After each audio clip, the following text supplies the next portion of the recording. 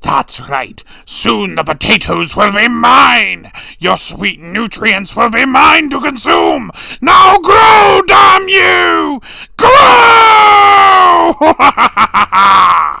While we wait for my spuds, I'm your host Rehas, the stirrer of chaos, and we should check back into solo farming on the tower, chapters 3 and 4.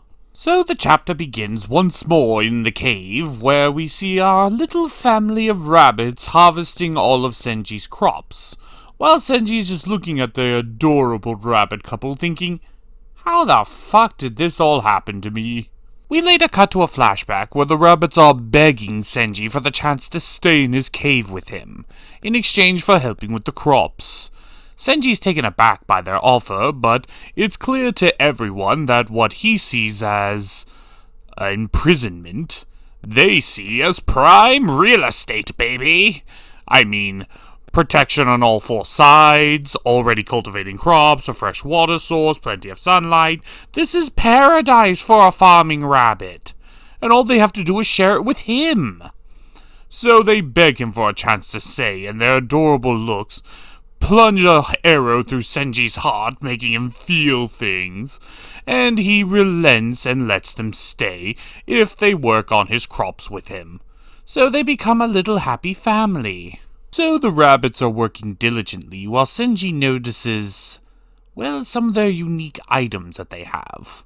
The watering can from the father rabbit seems to be never-ending, while the mother rabbit, well, she's able to pull any type of gardening tool out of her apron. With their oddly specific magical items meant for farming, they're able to make quick work of all the crops. And they did it much more efficiently and much more easily than what Senji could do on his own. Just from this alone, Senji gives them the A-OK that they're welcome to stay. And it's not even a few seconds later do they dash off in order to make themselves a tiny little house. Well, I say they, but it's mainly the father rabbit. So the farmer rabbit finishes in record time, and where did he get the grass and the wood? Okay, that's going to bug me, but it's not important at the moment.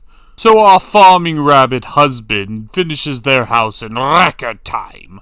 But before he has even a chance to catch his breath, well, wife rabbit wants to become a mother rabbit ASAP.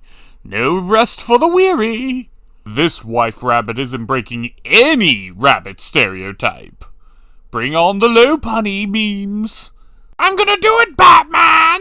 So, while the farming rabbits are doing the mattress mumbo, Senji decides that he's going to take a nap trying to ignore the animal sounds that are coming from that little house. But the moment he lays down on his bed of dried leaves, he immediately jumps up in pain. Turns out, there's a little spark going on underneath. Turns out, while our little idiot was watching the rabbits, he left his water bottle out in the sun. And one little bit of refraction magic later, the light from the sun bounced off the water bottle filled with water onto this bed of dry leaves, causing it to spark and actually become the beginnings of fire. Our boy Senji decides to use this opportunity in order to try to increase his chances of survival by creating fire. But he's relatively unsuccessful. Now you see, this is what I want to see from my isekai animes. A character who's not the strongest, not the biggest, not the fastest, not the most powerful. He's just an ordinary guy in an impossible situation. He struggles, he loses, he gets back up, he tries again. And this manga straight up shows it. Most other isekai protagonists would probably just snap their fingers, look at a pile of wood, and just say, "You're on fire now," and then it'd be engulfed in an inferno.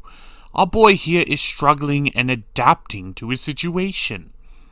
This is more interesting. It's more relatable. The magical bullshit can come later. We just want to know our character. Hell, even after he tried and failed to make fire, he discovered that his missing ingredient in the formula of the flame was sufficient oxygen and wind. So when he accidentally huffs on it and it starts glowing, he starts doing just that, blowing on it. But unfortunately, even this proves fruitless, until the rabbits show up and oh my god, poor farmer buddy. She sucked him dry. Well, he comes up to Senji, seeing that he's trying to create fire, and him and his wife go in to help. How he's able to even still stand, let alone have the energy to try to create the flame, is beyond me. This bunny definitely maxed out his stamina points. And together, they are able to successfully create fire, giving another win for our boy Senji and his little cave farm. And Senji wastes no time dumping a bunch of his green onions into the fire. Because why not? This is the most basic element of cooking, after all. So he decides to take one bite of the green onion, and it goes from ridiculously over hot to ridiculously sweet and delicious. This kind of baffles me. How do you get sweet from spicy by throwing it into fire? That's cooking for you. And even the rabbits agree that this is way more delicious than just your average green onion raw. And so they continue their life cooking now in the cave farm. And that is the end of chapter 3. And honestly, there's so many game changes in this one, and they're just simple acts. Creating fire, allowing the rabbits to stay, them bumping uglies, and soon we're probably going to get rabbit babies. All of these things just culminate, and it creates an interesting story. He's in a survival scenario, Iseki. It's not the gruesome, dark, and twisted version, more of a fairy tale, and I really appreciate that. There's too many over-the-top, dark, and gruesome, and sinister stories. Sometimes you just need something wholesome, and this story definitely delivers. And putting it in a survival setting, while being wholesome, it feels like every small little thing is a great improvement and matters. Unlike in other Seki, of course. But we'll just have to see if it continues this trend in Chapter 4. Oh, speaking of planting things, though, what do you think I should plant in that field? I'm thinking pumpkins, but they might be a little bit out of season. I don't know, maybe watermelons or corn. So chapter 4 begins with our boy Senji waking up and beginning a typical day on his farm. And from the looks of those fields, we've gone through a bit of a time skip. I suppose that a bit of a time skip is warranted here, since nothing apparently seems to happen in his daily life just trying to survive in the tower, other than him scratching his bum in various locations. So, with the plants now nearly ready to be blooming, Senji is preparing himself for another hard day at work. We're also treated to a bit of a flashback of some of the innovations and discoveries of the cave. With Senji combining the leaves with his fresh roots, he's able to create torches, and when exploring the cave's water supply, he gets attacked by a piranha! But the piranha's easily defeated. Like, super easily. But hey, now they have a fresh source of fish! Delicious protein meat. Surf's up! So after doing this, he cooks it and eats it. And it tastes okay, but it looks like the rabbits are a little bit hungry for something more than carrots. So, is this because they're monster rabbits, or is it because fish isn't considered meat in some cultures? Regardless, the rabbits find the fish divine. We also know that the Blue Moon event that appeared earlier is going to happen again soon. Very soon. Senji had been keeping track of how long he's been in the tower thanks to his electronic devices, But the weakness of that is they eventually run out of power. But thankfully, he has rock power, and he's able to write down and just scratch on a wall how many days he's been trapped in the tower thus far. And it's nearly been a full month, which means Blue Moon is nearly upon them. We're then reintroduced to Husband Rabbit, who gives us every sense of the literal meaning of the word breeding like rabbits. An entire horde of those little monsters! Well, the little facehuggers immediately latch on to Senji as Senji experiences enlightenment in a less expensive version of therapy. Remember, kids, you can either spend thousands of dollars of therapy or get yourself a pit full of baby fluffy animals and just sit in it for like 5 minutes. All your problems go away. So he gives the parents a break and becomes Uncle Senji as they enjoy a bit of meal and alone time from raising several children, as they go farming in the plants. And Senji is unfortunately forced to manually pollinate all of his flowers, because, no bees. Tedious work, but it has its moments. Especially when, in the most literal sense of the word possible, all of Senji's hard work for the past month, finally, at long last, begins bearing fruit. Now you see, this is a sign of good storytelling. You have me excited over the fact that he got cherry tomatoes. Fresh, unripened, not ready to be harvested, but the fact that he grew them all on his own.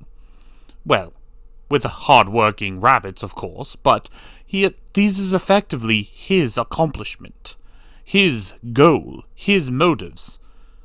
And he succeeded. I'm actually happy for him. And he really didn't do anything all that real impressive. He just grew cherry tomatoes. He didn't slay a dragon. He didn't save a princess. He just grew tomatoes. This is the type of Iseki that's rare to see nowadays. Someone who actually feels like earned his accomplishment, and not just gift-wrapped for him. If you haven't noticed, I have a pretty negative view on modern-day Iseki. Well, now the time has come.